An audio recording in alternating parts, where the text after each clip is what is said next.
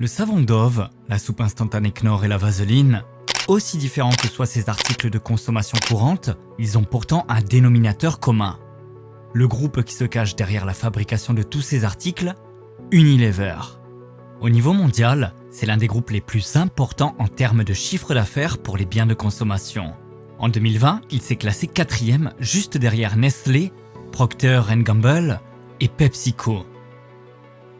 L'entreprise a enregistré un chiffre d'affaires de 52 milliards d'euros en 2021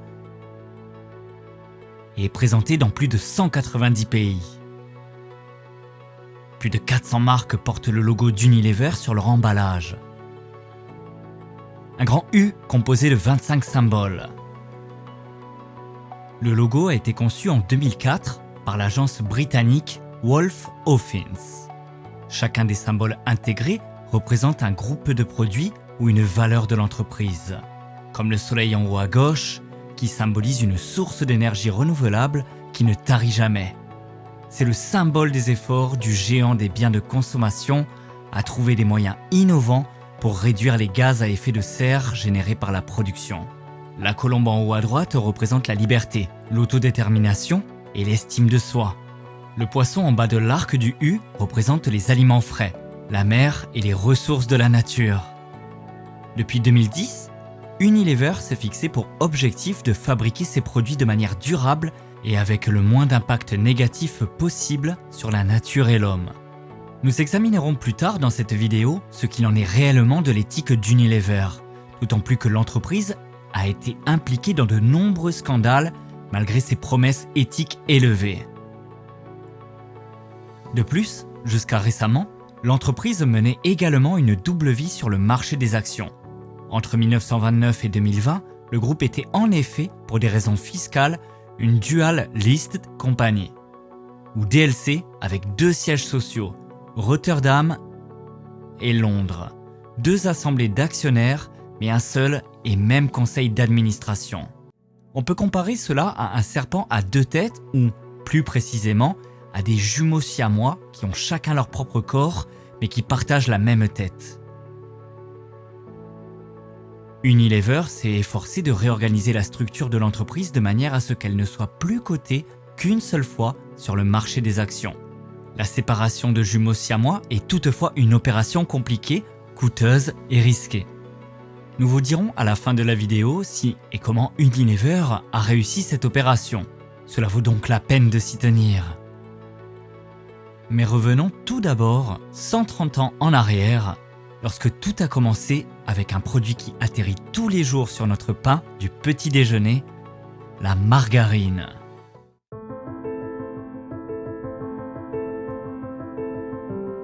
À la fin du 19e siècle, le début de l'industrialisation a donné naissance à un nouveau groupe de population, la classe moyenne. Celle-ci pouvait également s'offrir de plus en plus d'aliments qui étaient jusqu'alors réservés à la classe supérieure vivant dans la féodalité. Le beurre en faisait partie et il devenait rare. C'est pourquoi l'empereur français Napoléon III offrit la coquette somme de 100 000 francs d'or, ce qui correspondait à environ 200 000 euros, en récompense de l'invention de la première alternative bon marché au beurre. C'est Hippolyte Mège Mouriès, également français, qui a remporté le prix. Inspiré par le mot grec signifiant perle, il a appelé sa crème à la surface chatoyante margarine. Elle était composée d'ingrédients purement animaux, contrairement à la margarine moderne qui est composée d'ingrédients purement végétaux. La margarine de l'époque se conservait plus longtemps que le beurre, mais son goût n'était pas vraiment un régal pour les papilles, car elle était principalement composée de graisse de bœuf. Malgré tout, la pâte à tartiner recelait un énorme potentiel, car elle pouvait être produite à moindre coût à l'échelle industrielle. Très vite, les recettes ont été révolutionnées. Des huiles végétales ont été ajoutées aux graisses animales et la margarine a finalement été fabriquée uniquement à partir d'huile végétale. Et plus tard, avec de grandes quantités d'huile de palme qui joue aujourd'hui un rôle non négligeable dans la déforestation des précieuses forêts tropicales. Cependant, le goût de la margarine s'est amélioré grâce à l'utilisation de matières premières végétales et de nombreuses nouvelles fabriques de margarine ont été créées pour répondre aux besoins croissants de la population. L'une d'entre elles fut créée en 1888 à Clèves, en Basse-Rhénanie, par Simon van der Berg, un fabricant de margarine originaire d'Oss, dans le Brabant septentrional. Son entreprise, Margarijnwerk van der Berg, a été l'une des pierres angulaires de ce qui allait devenir le méga-groupe Unilever. Bien que van der Berg soit néerlandais, il a installé son entreprise en Allemagne voisine. Cette ruse lui permettait de contourner les droits de douane élevés de l'Empire allemand pour le beurre et la margarine. Cette stratégie, qui consiste à obtenir des avantages fiscaux en dispersant les sièges sociaux, a été utilisée à maintes reprises par Unilever au cours de son histoire ultérieure. Un autre néerlandais, Anton Jurgens, a également construit une usine de margarine à Goch, la ville voisine de Clèves. En 1871, Jurgens avait acheté le brevet pour la fabrication de margarine directement au gagnant du prix, Hippolyte Mège-Mouriès. Au fil des années, Jurgens a racheté de nombreux autres sites de production de margarine en Allemagne, 12 au total. La fusion avec l'entreprise de Van der Berg en 1927 pour former la Margarine Unie, ou en anglais la Margarine Union, constitue le premier pilier d'Unilever, représenté par la première partie du nom, Uni. Mais qu'en est-il de la deuxième partie, lever? Pourrait-il s'agir du mot anglais lever, c'est-à-dire levier, peut-être parce que cette union était capable d'exercer une forte pression sur ses concurrents et de les mettre ainsi hors d'état de nuire? La réponse est beaucoup plus simple. Elle est liée aux frères Williams Hesketh et James Darcy Lever. Ceux-ci ont fondé en 1885 une usine de savon à Warrington, dans le nord-ouest de l'Angleterre. Mais ce n'était pas n'importe quel savon qu'ils proposaient. Le savon Lever était composé de glycérine et d'huile de palme plutôt que de suif. Il produisait une belle mousse et se vendait très bien sur le marché britannique. Sous le nom de Sunlight Soap, il connut un tel succès qu'un village entier, un village modèle, fut même créé pour les ouvriers de l'usine, Port Sunlight. Ce village était situé sur la péninsule de Wirral, à l'ouest de Liverpool, le nouveau siège social des Lever Brothers.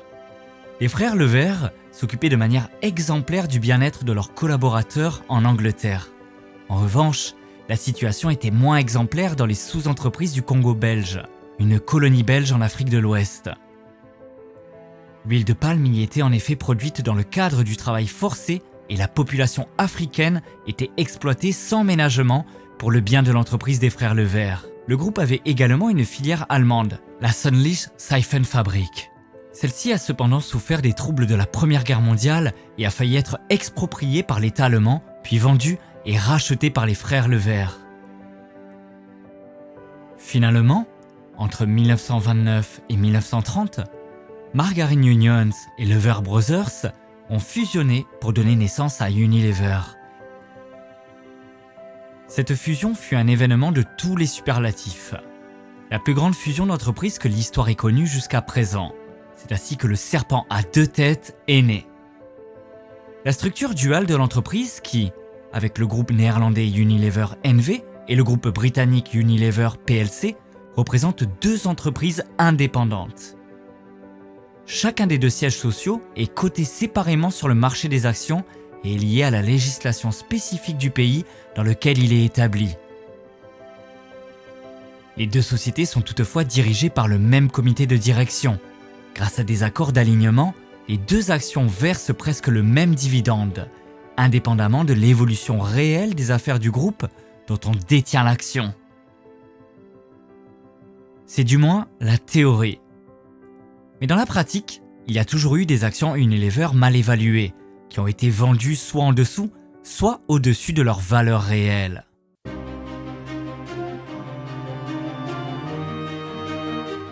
À partir des années 1930, de nombreuses petites entreprises ont été rachetées par le groupe au cours des décennies suivantes. En 1932, près de 100 entreprises faisaient déjà partie d'Unilever. Parmi elles, l'entreprise allemande de parfumerie Elida AG. Dans le cadre de la crise économique mondiale de 1935 et des réglementations strictes en matière de devises qui interdisaient la sortie de fonds de l'Allemagne vers la maison mère néerlandaise, d'autres entreprises comme Langnese, mais aussi des fabricants de textiles et des usines de papier vinrent s'ajouter à la liste. Le portefeuille d'Unilever s'est étendu dans toutes les directions. Il comprenait de nombreuses entreprises qui pouvaient continuer à agir en tant qu'entreprises indépendantes avec leur nom de marque comme Langnese, mais aussi Iglo. D'autres, en revanche, ont été complètement absorbés par Unilever.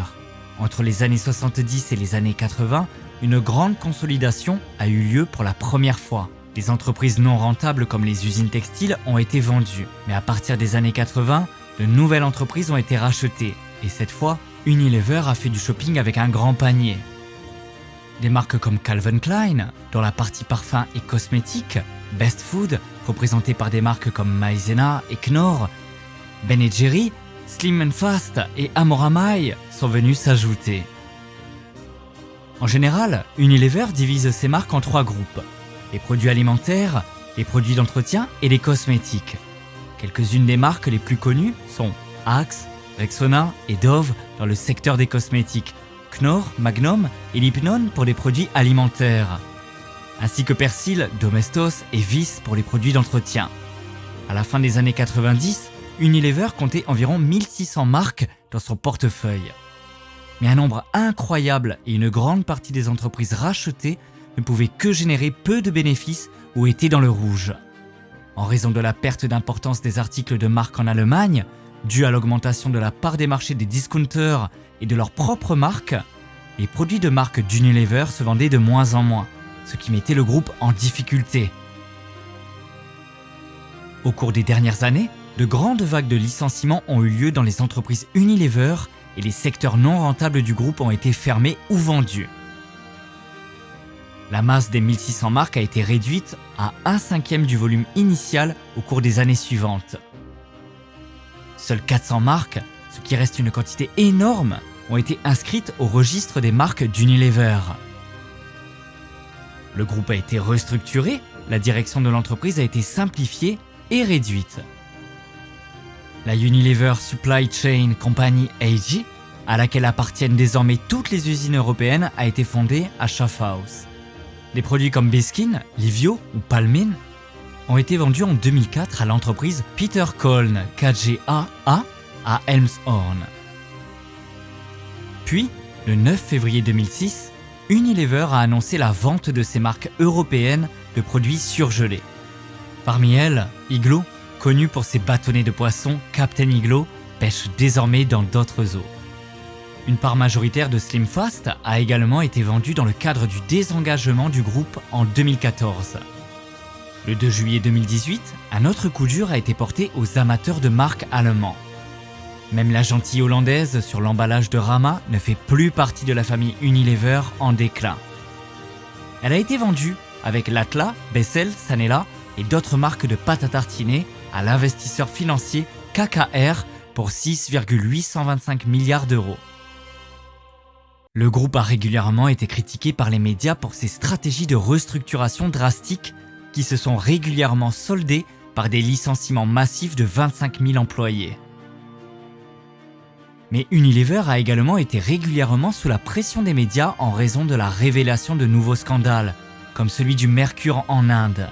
97% de nos téléspectateurs nous suivent sans abonnement. Avec un abonnement gratuit et un like, vous nous aidez à continuer à créer de telles vidéos. Alors, appuyez sur le bouton j'aime et dites-nous ce que vous avez pensé de cette vidéo dans les commentaires. En 2001, une usine de thermomètres dans le sud de l'Inde a été fermée par les autorités parce que le site de production avait simplement jeté plus de 2 tonnes de déchets contaminés au mercure dans une zone densément peuplée à l'extérieur de la ville de Kodaikanal. Le mercure est un métal hautement toxique. Des liquides à température ambiante et s'évaporent. Comme l'élément est liposoluble, il est immédiatement absorbé par le corps, le plus souvent par les poumons. Il passe rapidement dans le sang et se répand dans tout le corps jusqu'au cerveau. Il s'agit d'une neurotoxine qui peut provoquer des problèmes de santé chroniques, allant des troubles de sommeil à la paralysie puis à la mort. Il n'est éliminé que très lentement par l'organisme et s'accumule dans les cellules adipeuses. Ainsi, une utilisation soudaine du stock de graisse, comme lors d'un régime ou d'un effort physique accru, peut entraîner une intoxication aiguë. En 2011, une étude menée par le gouvernement indien a confirmé que de nombreux employés de l'usine de thermomètres d'Unilever souffrait de maladies chroniques causées par une exposition accrue au mercure sur le lieu de travail. L'enquête a révélé de nombreux autres cas de manquement à la responsabilité de l'entreprise envers ses employés. Depuis 2011, Unilever a inscrit en lettres capitales la durabilité économique et écologique dans son éthique d'entreprise. L'image de l'entreprise devait s'en trouver améliorée. L'entreprise promet d'agir de manière responsable et de tenir compte de l'homme et de la nature. L'impact environnemental des activités d'Unilever doit être indépendant de la croissance de l'entreprise. Des objectifs tels que la réduction de moitié de l'empreinte écologique du groupe d'ici 2030 doivent notamment être atteints. L'amélioration de la santé et du bien-être d'1 milliard de personnes et la production durable de toutes les matières premières issues de l'agriculture. L'entreprise veut être neutre en carbone d'ici 2039 et a annoncé dans le cadre, en 2019, que ses sites de production répartis sur les 5 continents fonctionneront à 100% avec des énergies renouvelables. Malgré toutes ces promesses et ses succès, l'entreprise fait cependant régulièrement l'objet de critiques sévères. Une des principales critiques concerne la déforestation des forêts tropicales. Une énorme partie des aliments contient de l'huile de palme. Cette huile est extraite des fruits du palmier à huile qui pousse très rapidement et constitue donc une source de matière première bon marché. Cette plante originaire d'Afrique est aujourd'hui cultivée à grande échelle dans les zones tropicales. Pour créer l'espace nécessaire à sa culture, d'énormes surfaces de forêts tropicales saines et intactes sont déboisées. Unilever est surtout critiqué pour ses achats d'huile de palme en provenance d'Indonésie, un pays qui perd chaque année plus de 2% de sa surface de forêt tropicale à cause de la déforestation. En Indonésie, comme dans de nombreux autres pays, la production d'huile de palme est la principale cause de la destruction des forêts tropicales. La culture sur brûlis, c'est-à-dire le brûlage pur et simple de surfaces forestières, qui est la méthode prédominante en Indonésie, place également le pays au 14e rang des plus grands producteurs de gaz à effet de serre au monde. Ces méthodes sont illégales en Indonésie. Néanmoins, Unilever ne se soucie guère des conditions de production de son huile de palme. D'autres fournisseurs d'huile de palme d'Unilever ont également été sévèrement critiqués. Un producteur basé en Côte d'Ivoire a été accusé de détruire sans ménagement l'habitat des singes rouges à moignons, une espèce menacée qui était considérée comme éteinte jusqu'en 2020. Le groupe est intervenu et a stoppé la production dans l'attente d'une évaluation environnementale. Un autre producteur, l'entreprise Wilmar International, basée à Singapour, a été accusé en 2016 par Amnesty International de travail des enfants et de travail forcé. Une partie des employés ont été victimes de chantage, de menaces ou n'ont tout simplement pas été payés pour leur travail. D'autres ont été gravement blessés par l'utilisation de produits chimiques interdits. Wilmar International était l'un des plus grands producteurs d'huile de palme au monde. En tant que membre fondateur de la Roundtable on Sustainable Palm Oil, RSPO, en français la table ronde pour une production durable d'huile de palme, Unilever a publié un plan qui promettait que d'ici 2015, tous ses fournisseurs d'huile de palme seraient certifiés durables. Celui-ci aurait déjà atteint son objectif en 2012 et il a également été annoncé que d'ici 2020, le reste de l'industrie devrait être 100% durable. Il est toutefois légitime de douter que ces objectifs aient été atteints. Certes, le groupe peut montrer que plusieurs initiatives ont été prises pour certifier plus de 60 usines d'huile de palme selon la RSPO, pour valider les sites connus des moulins à huile et pour vérifier les sites de production indépendants. De plus, des programmes ont été lancés pour permettre aux petites entreprises d'obtenir la certification et d'augmenter leur vérifiabilité. Cependant, Unilever n'a pu prouver que pour un petit pourcentage de l'huile de palme utilisée, que celle-ci provenait réellement de sources certifiées RSPO. Ainsi, les stratégies d'approvisionnement du groupe en huile de palme durable n'atteignent qu'un niveau médiocre. Lorsqu'il s'agit de tests sur les animaux, souvent utilisés pour tester des produits cosmétiques et ménagers, Unilever est très mal placé. Il promet certes qu'un nombre croissant de produits y compris leurs ingrédients, ne seront pas testés sur les animaux. Mais Unilever ne parvient pas à tenir sa promesse de ne pas tester du tout les produits cosmétiques et ménagers sur les animaux. En effet, pour certains produits et dans certains pays, on utilise toujours des ingrédients qui ont été préalablement testés sur les animaux par les producteurs ou les autorités. Ainsi, même pour les produits Unilever, les animaux continuent de souffrir et d'être torturés inutilement. En octobre 2017, la marque d'Unilever Dove a provoqué un tollé raciste. Depuis 2004, la marque fait de la publicité pour la beauté des femmes de tous les looks sous le slogan Real Beauty. Dans une publicité américaine sur Facebook, cela s'est toutefois clairement retourné contre elle. Un gif de 3 secondes faisait la promotion du Dove Body Wash Gel. Il montrait une jeune femme à la peau foncée enlevant un t-shirt marron et devenant une femme à la peau claire portant un haut clair. Pour cela, l'entreprise a essuyé une tempête d'accusations de racisme. Selon les accusations, le motif utilisait le préjugé raciste selon lequel les personnes de couleur ne sont pas propres et doivent être lavées. Il n'y a pas eu d'excuses. Il a simplement été dit qu'il voulait prendre en compte tous les groupes ethniques. Peu de temps après, la publicité a définitivement disparu du web. Mais en 2020 également, alors que le débat sur le racisme porte sur les noms et les termes racistes en Allemagne, la maison mère Unilever doit à nouveau faire face à des reproches. Il s'agit de la sauce gitane de Knorr. Dans le cadre de ce débat, la sauce a été rebaptisée sans plus attendre. On la trouve désormais dans les rayons sous le nom de sauce hongroise au paprika. Pour être juste, il faut dire qu'Unilever, avec Dove et Knorr, n'est pas la seule entreprise à avoir subi de tels shitstorms sur des accusations de racisme. Si l'on peut discuter de l'interprétation de ces deux accusations, le scandale suivant ressemble plutôt à une dictature. En effet, Unilever ne semble pas toujours tendre avec ses employés mécontents. Le 11 février 2019, une grève a éclaté dans une usine de production d'Unilever en Afrique du Sud. Les employés de l'usine Indosa d'Unilever, à Durban, réclamaient de meilleures indemnités de logement et une participation aux bénéfices. Les négociations n'ayant pas abouti depuis 5 ans, quelques 600 employés et membres du syndicat The Food and Allied Workers ont décidé d'appuyer leurs revendications par une grève pacifique et légale.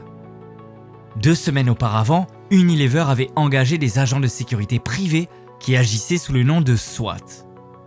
Cette équipe s'est rapidement infiltrée dans la zone où se déroulait la grève et a soudainement commencé à tirer des balles en caoutchouc sur les travailleurs qui faisaient la grève pacifiquement. Lorsqu'un groupe de femmes a demandé aux agents de sécurité pourquoi ils leur tiraient dessus, les femmes ont été immédiatement attaquées au spray au poivre. 4 employés ont été grièvement blessés pendant la grève, dont 2 ont porté plainte contre les agents de sécurité. Unilever semble suivre la tendance générale consistant à étouffer dans l'œuf les manifestations pacifiques par des agents de sécurité privés ayant la gâchette facile, dans le but de présenter les employés comme de véritables méchants, alors que ceux-ci veulent simplement faire valoir leurs droits à de meilleures conditions de travail par des moyens pacifiques.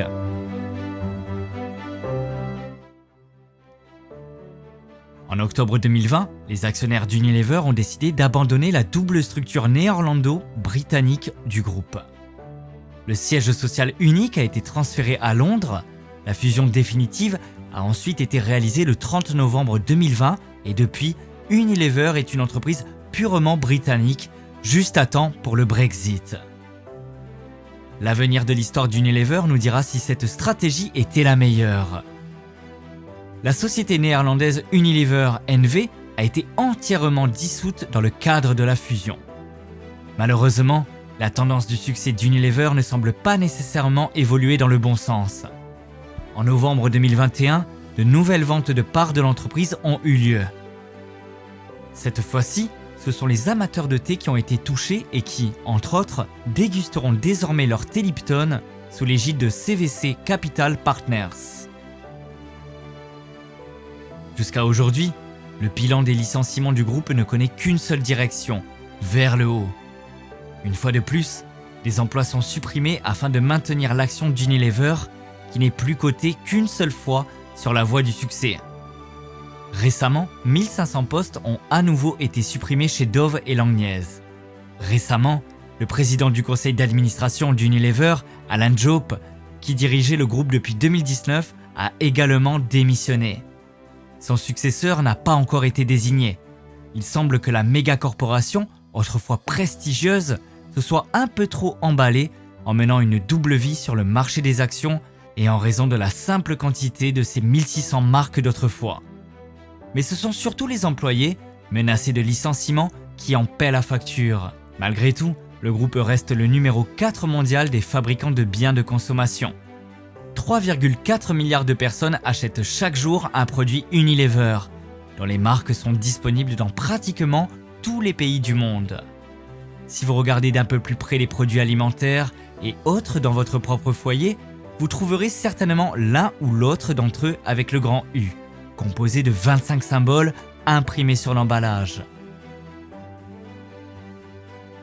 Pour la plupart d'entre nous, il ne se passera pas un seul jour sans que nous n'utilisions un produit Unilever. Qu'en est-il de toi? Connaissais-tu déjà la marque avant de voir cette vidéo? Est-ce que tu aimes acheter des produits Unilever? Si oui, lesquels et pourquoi? Si tu as aimé cette vidéo, je suis sûr que tu aimeras aussi celle-ci. En t'abonnant gratuitement et en aimant, tu soutiens cette chaîne afin que nous puissions créer encore plus de contenu de ce type. Merci à vous, la team White Corner.